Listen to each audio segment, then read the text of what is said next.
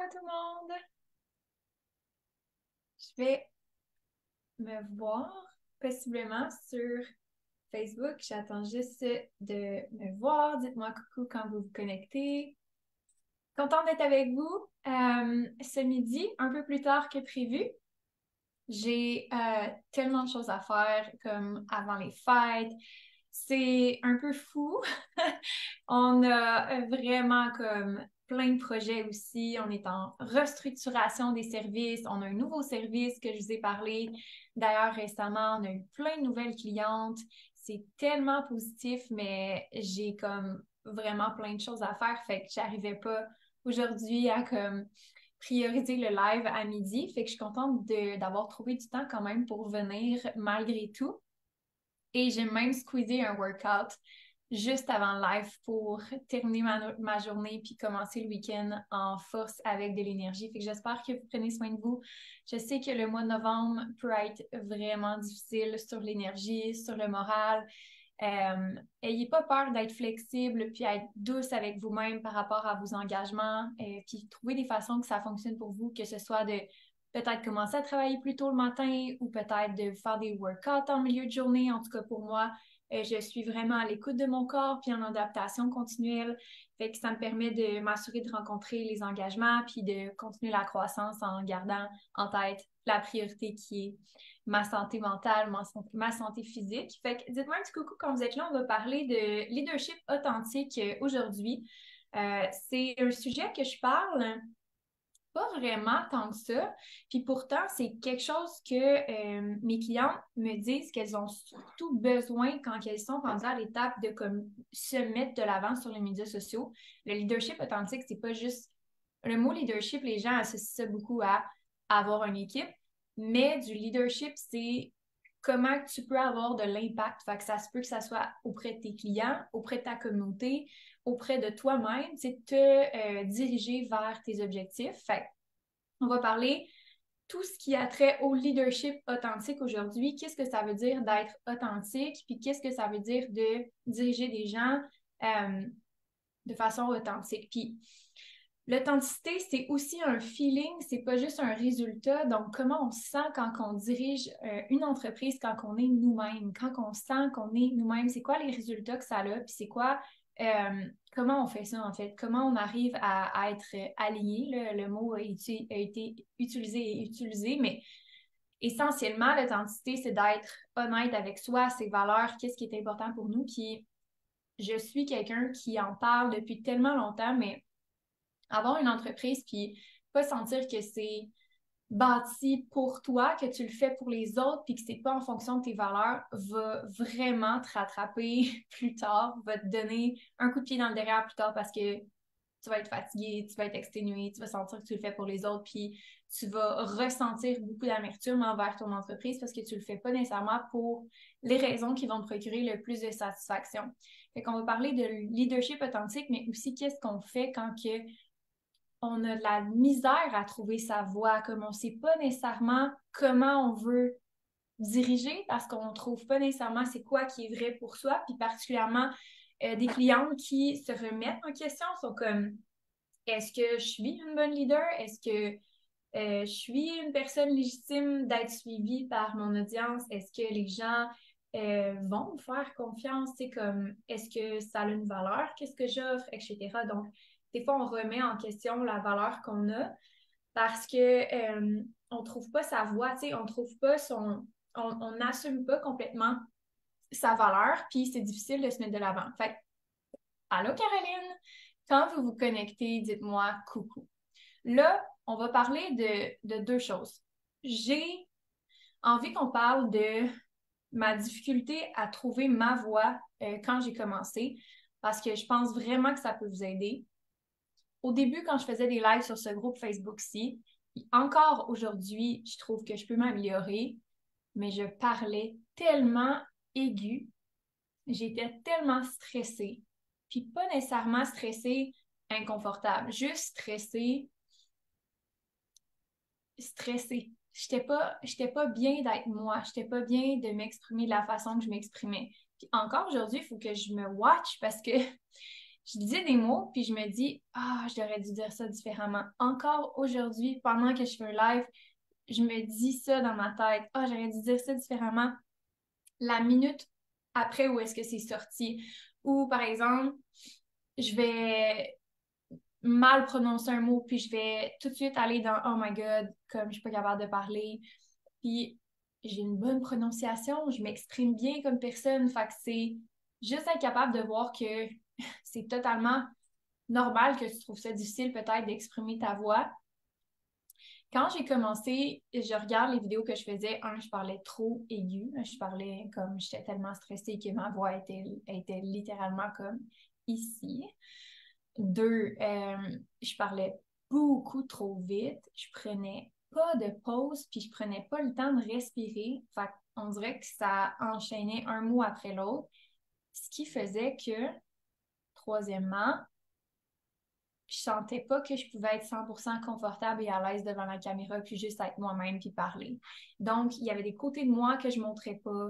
Donc, puis pas volontairement nécessairement. Tu sais, c'est pas nécessairement conscient tout ça, mais c'est sûr et certain que sur les médias sociaux, plus qu'on est soi-même puis plus qu'on attire des gens. Tu sais, il y a quelque chose dans l'authenticité, dans c'est pas, on n'a pas l'impression que la personne elle met un masque, on n'a pas l'impression que la personne est mal à l'aise ou on n'a pas l'impression que la personne pense à ses erreurs, etc. Tu sais, on a l'impression qu'on a une conversation en personne avec quelqu'un qui a une belle chaleur, une belle proximité, puis qui nous parle de son expertise. Fait que moi, j'étais beaucoup dans l'expertise, j'étais beaucoup dans qu'il faut que je montre que je sais des choses, qu'il faut pas que je me trompe, il faut que je le dise de la bonne façon.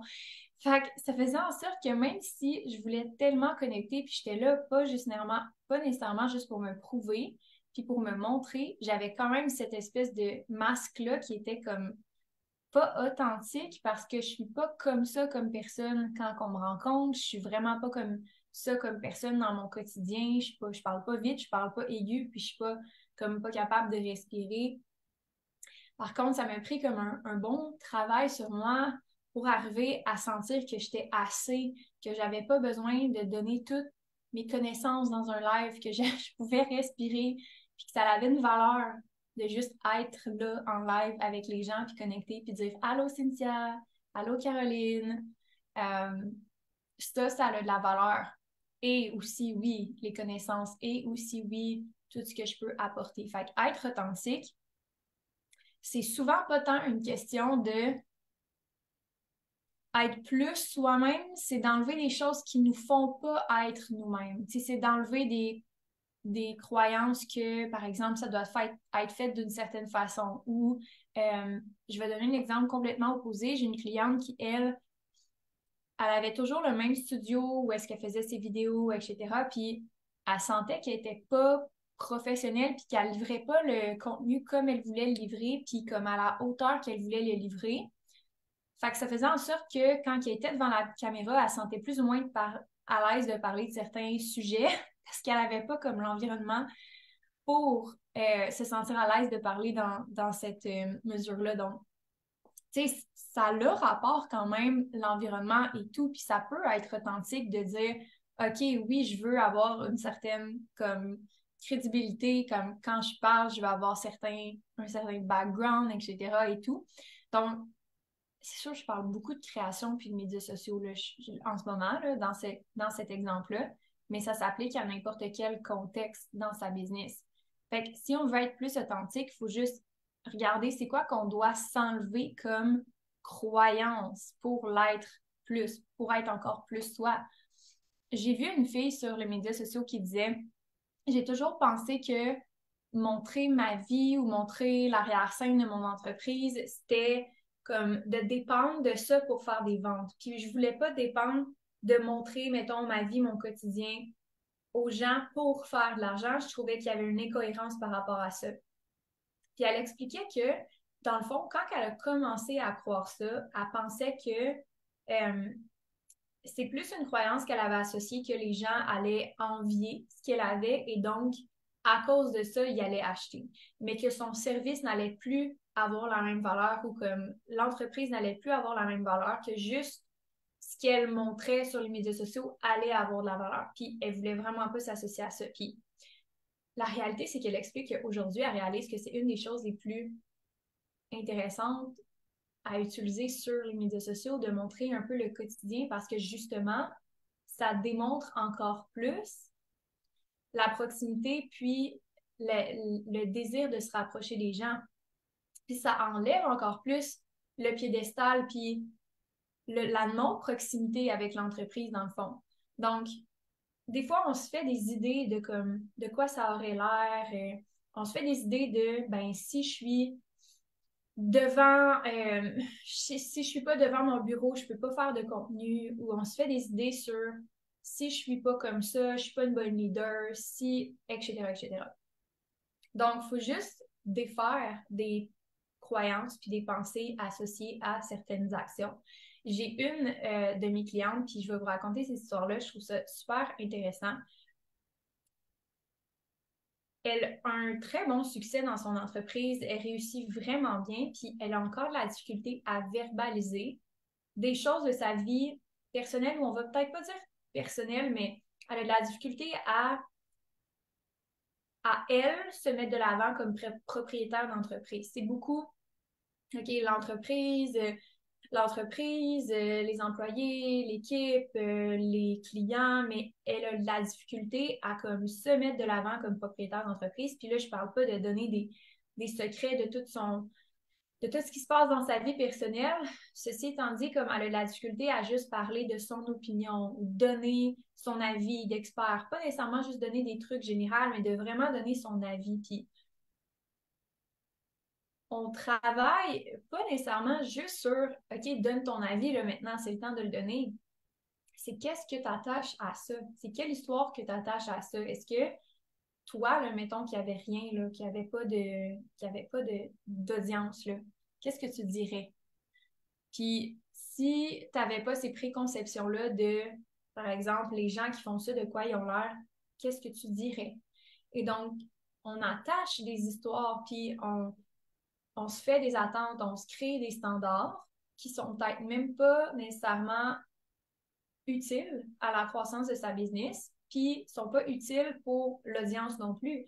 Fait on a des attentes, on se dit, ah ben l'audience, ils veulent voir ça. Mais en réalité, quand tu regardes dans les faits, c'est pas vrai que l'audience, dans le cas de la personne que je suis en ligne, voulait juste voir la business, voulait pas voir son day-to-day puis que son day-to-day avait pas de valeur. Non, au contraire, ça a développé une proximité et ça a réduit le piédestal qui était créé, puis l'admiration, puis la jalousie même qu'elle pouvait ressentir parce que ça a développé une proximité. Donc, des fois, on projette des choses sur de quoi qu'on devrait avoir l'air, sur...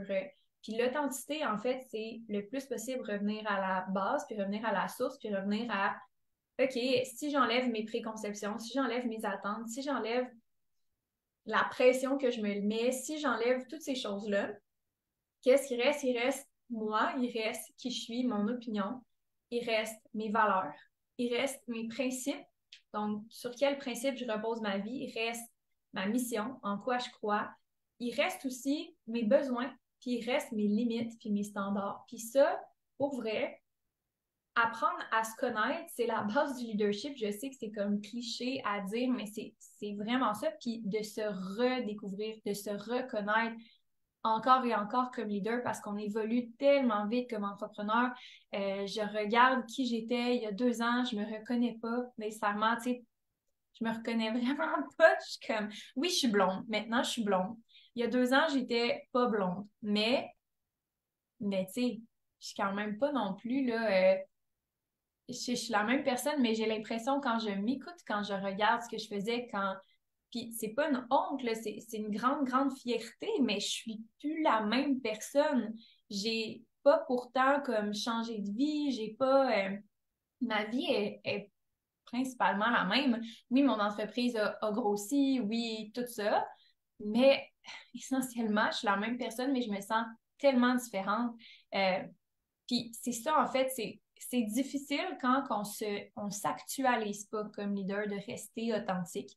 Parce que à cause qu'on évolue, c'est comme si là, comme j'avais la même, on va dire, j'avais la même interprétation de la réalité qu'il y a 2 ans aujourd'hui, mais je suis une toute autre personne, une complète différente personne.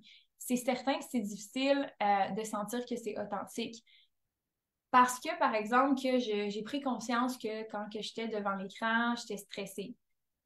Parce que j'ai pris conscience que, par exemple, devant mes employés, je me sentais pas 100% en confiance. Parce que j'ai pris confiance que j'avais des standards vraiment, vraiment très hauts envers moi-même, ce qui faisait que j'osais pas faire des erreurs, j'osais pas assumer mes erreurs, j'osais pas être imparfaite. Puis tout ça créait un gros, gros manque d'authenticité.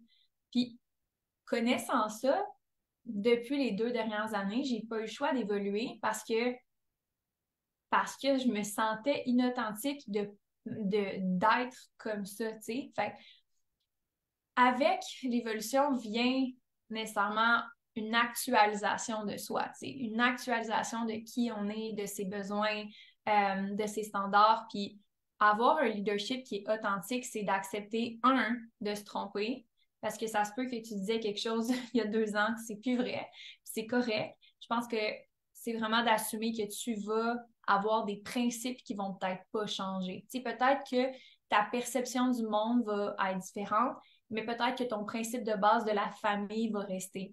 Un principe, c'est quelque chose qui est quand même assez permanent. T'sais, on va quand même toujours rester les mêmes personnes par nos principes. Si on a des principes qui sont, c'est qu'on respecte, là, bien entendu. Mais mettons, un principe que je pourrais avoir, c'est euh, la, hmm, la famille, c'est comme prioriser la famille, ça c'est comme un principe de base. Fait que si, exemple, il arrive X, Y, Z situation, peut-être que je vais prioriser la famille différemment. Peut-être que ma perception de la famille va être différente, mais je vais quand même toujours avoir ce principe-là dans ma tête. Exemple que l'ambition est pour moi une valeur qui est fondamentale, du style, je veux contribuer à plus grand, je veux sentir que j'ai un sens, je veux sentir que j'aide, je veux sentir que quand que je vais dans le groupe Facebook, je fais une différence, j'ai un sens. Ce principe-là de pouvoir avoir un sens quand je me réveille le matin va toujours être là, puis va toujours être un principe que je vais vouloir amener dans ma mission de vie. Par contre, ça se peut que la situation change, puis la façon dont je vois la contribution, le service et l'impact soit fait différemment, tu sais, soit pas la même chose pour mille et une raisons. Mais le principe de base va rester là. C'est pour ça que je pense que l'authenticité, c'est basé sur des principes qu'on adhère, qu'on respecte, mais il faut se donner la permission d'évoluer, puis se donner la permission de voir ces principes-là s'exposer ou comme se concrétiser de différentes façons dans son quotidien. Fait que, par exemple, que mon principe, c'est... je vais donner un exemple en affaires. Mon principe, c'est les relations humaines en premier. On va dire ça. Fait que, les relations humaines, c'est le core de mes actions. Je priorise l'humain, je priorise la contribution. On va dire ça comme ça. Allô, Sarah? On est très philosophique aujourd'hui. Bear with me. Donc, mettons qu'on va dire que les relations sont au cœur de ton leadership, que ça fait partie de tes principes fondamentaux comme entrepreneur. Ça se peut que à travers les années, puis à travers ton entreprise, la façon dont tu valorises les différentes relations change. Donc, par exemple, attends un petit peu, il y a des commentaires, je vais lire. J'aime travailler avec toi et t'avoir comme coach d'affaires sur le long terme, selon les aléas de la vie, les besoins, les questions. Ton leadership me fait apprendre sur moi et me confirme que je suis absolument au bon endroit avec toi. Merci, Kim, c'est tellement sweet. Je vais continuer avant de perdre mon fil de pensée. C'est sûr et certain que le principe va évoluer. Puis ça, c'est difficile, OK, de faire évoluer un principe parce qu'on reste attaché des fois à des principes du style, ouais, mais il faut tout que je dise dans mon live. Il faut que tout le monde comprenne qu'est-ce que je dis dans mon live parce que tu veux tellement contribuer puis tu veux tellement sentir que tu as un impact, puis tu veux certainement pas que les gens te trouvent non pertinente parce que ça fait partie de tes principes de donner de la valeur, puis de contribuer, puis d'avoir un impact. Fait que imaginez avoir à redéfinir ce principe-là quand tous tes principes de base dans la vie, c'est de contribuer, puis il n'y a personne sur ton live. Puis il n'y a personne qui te dit que c'est bon ce que tu dis. Au début, c'est ça. S'actualiser, puis dire, OK, en ce moment, la façon dont je vis ce principe-là va être différent peut-être qu'avant. Et est-ce que je suis capable de le faire évoluer avec moi? Puis est-ce que je suis capable de m'honorer là-dedans puis de trouver une façon que ça fonctionne pour moi? Fait que dans le cas du live, dans le cas de ma situation où est-ce que je sentais que je devais tout dire dans le live, j'étais stressée, il fallait que tous les mots soient parfaits, etc. Ben, comment j'ai fait évoluer ça? C'est que je me suis dit, OK, si je veux avoir l'impact que je veux avoir, puis vraiment servir mes clients potentiels, ma communauté, puis avoir le meilleur impact possible, est-ce que ça serait pas différent pour moi de le voir plus comme un impact sur le long terme plutôt que sur une vidéo? Est-ce que je pourrais me dire qu'à travers 100 vidéos, à travers 10 vidéos peut-être même, les gens vont avoir retiré quelque chose de positif qui va être bon pour eux. Et peut-être que je pourrais même me dire qu'ils n'ont pas besoin de l'écouter en live pour pouvoir avoir cette valeur-là. Est-ce que mon principe a évolué? Définitivement. Ça veut dire que j'ai quand même honoré et respecté mon principe. Je me suis pas mis à dire comme OK, ben non, je vais pas donner de valeur, je vais arrêter de donner de l'information ou comme je vais arrêter de transmettre mes connaissances ou je vais arrêter de faire des lives. J'ai continué dans le principe que oui, je veux avoir un impact, mais j'assume que peut-être la façon dont je le vois ou la façon que j'ai faite dans le passé, ça sera plus comme ça. Fait que ça, c'est un exemple. Mais l'authenticité, c'est basé sur des principes qu'on renouvelle, qu'on renouvelle et qu'on renouvelle parce qu'on doit s'actualiser, parce que les choses changent en affaires. Fait que un peu le même principe que les humains sont au centre de tout ce que je fais. Par exemple, dans mon rôle de coach, les humains ou les personnes que je coach sont au centre de tout ce que je fais. Maintenant, quand on grossit une business, chaque client ne peut pas être le centre de l'entreprise. Donc, c'est sûr et certain qu'il y a des choses qui changent. On doit penser pour servir encore plus d'humains à la profitabilité. On doit penser pour être encore plus en mesure de servir les humains à, OK, comment moi je vais faire pour moi soutenir l'entreprise? Est-ce que j'ai besoin de prendre soin de ma santé? Est-ce que j'ai besoin de avoir une équipe? Est-ce que j'ai besoin d'avoir un mode de vie qui me rend heureuse pour continuer d'avoir cet impact-là, pour continuer d'aider d'autres femmes à réaliser leurs rêves? Moi aussi, j'ai besoin de réaliser mes rêves pour être en mesure de les aider à réaliser les leurs.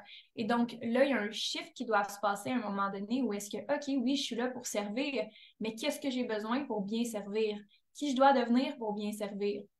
Et donc, le principe évolue à, oui, euh, avoir un sens de avoir un sens profond, puis oui, mettre l'humain au centre. Mais qu'est-ce que j'ai besoin pour ça? Ben, peut-être que c'est de aussi prioriser les besoins que j'ai comme entrepreneur et que l'entreprise a besoin pour continuer de faire ça. Donc, est-ce que c'est d'être selfish? Au début, je le voyais comme ça. Au début, je me disais, mon Dieu, c'est selfish de penser comme ça, etc. Mais je me rends compte que c'est nécessaire. Je peux même pas imaginer comment que je pourrais fonctionner à juste mettre l'humain au centre sans me mettre au centre, sans moi-même être capable de pouvoir répondre à mes besoins, répondre aux besoins de l'entreprise pour continuer de servir ces femmes extraordinaires-là. Et donc, nos perceptions sont teintées, puis c'est ce qui fait que des fois, on se sent plus authentique ou on se sent plus, je vais utiliser un autre mot, aligné avec sa vision, puis aligné avec ses objectifs. On perd un petit peu de vue parce que nos croyances viennent teinter nos expériences viennent teinter, en fait, ce qu'on essaie d'accomplir, puis la direction qu'on essaie, dans la direction qu'on essaie d'aller. J'ai plein d'exemples comme ça, mais trouver sa voie, comme sa façon de s'exprimer, c'est aussi trouver sa voie, comme trouver son chemin. Parce que quand on évolue dans le cheminement des affaires, exemple qu'on a un échec, oui, trouver sa voie là-dedans, c'est d'être capable de peut-être le verbaliser, apprendre de ses erreurs, être capable de pouvoir communiquer les erreurs pour apprendre de ça, comment qu'on devient comme personne suite à cet échec-là, qu'est-ce qu'on décide de retirer, qu'est-ce qu'on décide d'apprendre, puis trouver sa voie à l'intérieur de ça pour pas laisser les événements arriver. Mais ça peut aussi vouloir dire trouver sa voie de comme, OK, ben, est-ce que ça m'amène dans une direction où est-ce que je veux pas nécessairement aller ou dans une direction que je veux aller? Et pour ça, il faut actualiser nos pensées, il faut actualiser notre monologue intérieur, il faut actualiser c'est quoi qu'on décide de se dire. Et c'est un travail continuel, mais c'est pas comme une baguette magique. Là. C'est pas comme tu as un exercice dans ton journal à faire, puis à chaque fois, ça va toujours être comme le même exercice que tu vas faire. C'est beaucoup d'introspection, puis de prise de conscience, puis d'être connecté avec soi parce que c'est ça, c'est un processus qui est sans fin, vraiment. L'exploration de soi. All right. C'est ça que je voulais vous dire aujourd'hui. C'est ça que j'avais envie de vous partager. J'espère vraiment que vous passez un beau mois de novembre, malgré le fait que c'est plus noir, que c'est plus gris, que c'est plus difficile pour la motivation. J'espère que vous prenez ce temps-là peut-être justement pour faire de l'introspection puis vous demander quelle pensée je dois actualiser en ce moment. Est-ce que je suis sur la bonne voie en ce moment? Est-ce que je me pose les bonnes questions? Est-ce que mes principes de base je suis en alignement avec ceux-là, avec ces principes-là, ou je suis en alignement, mais je dois revoir un peu la façon dont je l'interprète, puis mon interprétation de ces principes-là dans ma vie, est-ce que ça fait encore du sens?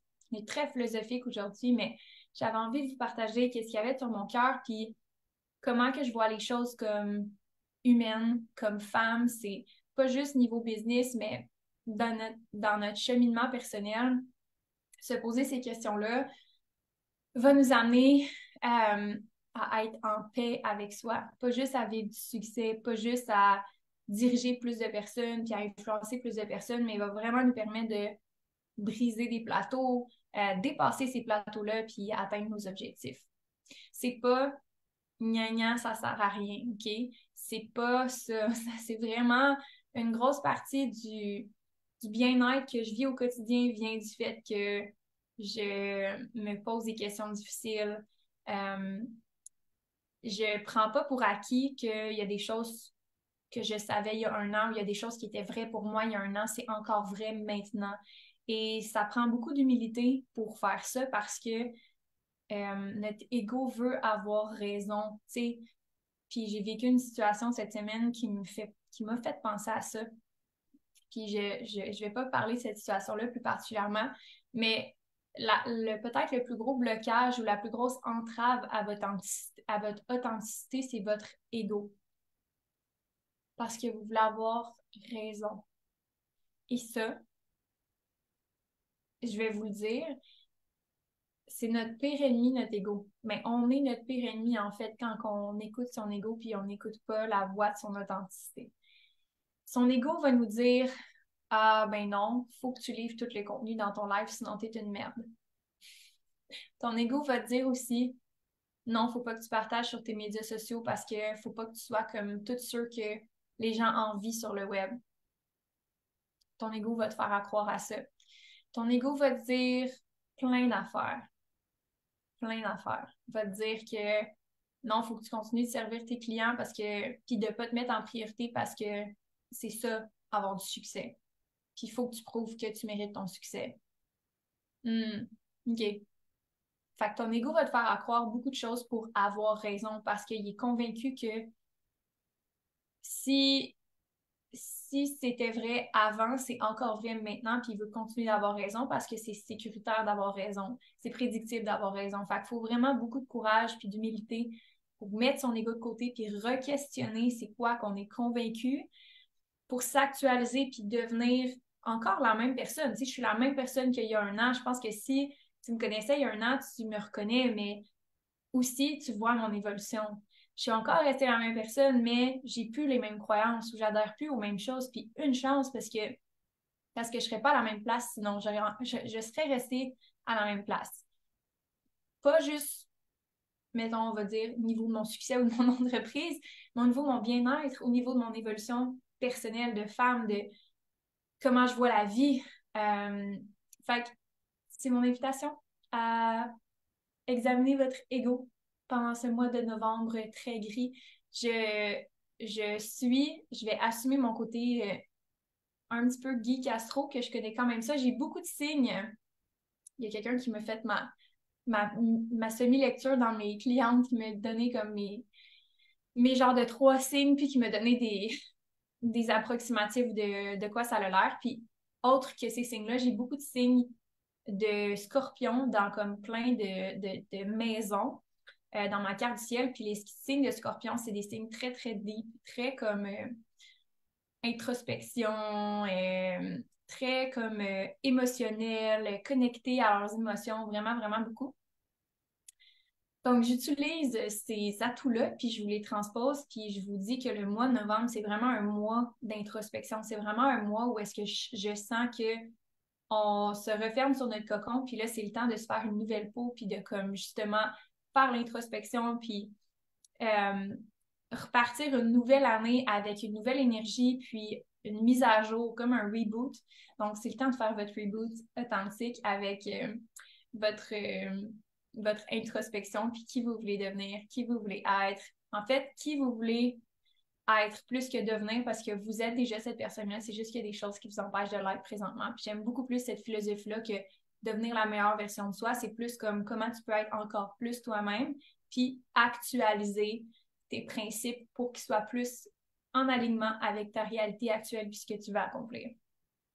Donc voilà, j'espère que vous avez aimé le live de ce midi. Ça a été un plaisir d'être avec vous puis de parler de mindset. On fait ça plus souvent, mon Dieu, c'est tellement le fun de parler de mindset puis de parler de leadership et d'authenticité. C'est comme un baume sur le cœur pour moi de faire ça. Fait que j'étais contente de vous parler, j'étais contente de vous voir. On se retrouve dans un prochain live et n'hésitez pas à m'écrire si jamais vous voulez avoir du coaching.